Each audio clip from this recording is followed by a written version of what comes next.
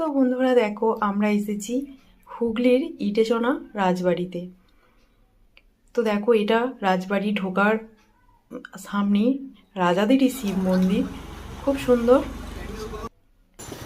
ঘুরলাম, খুব ভালো লাগলো। তো গেট এখনো খোলেনি, 4টে কুড়িতে বিকেলে খুলবে। ফুচকা খেয়ে নিলাম একটু। এই ভেতরে ঢুকলাম।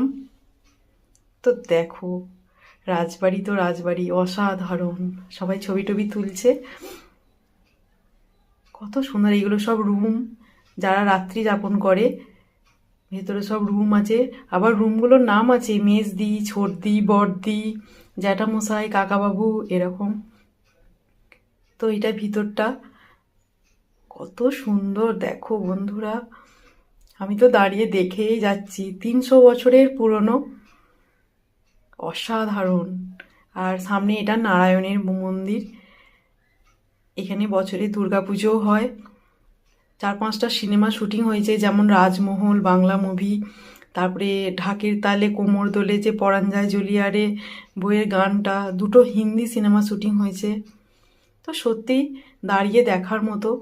কিন্তু আর ভিতর দিকে যেতে দেবে না, এই মন্দির পর্যন্তই দেখতে দেয়।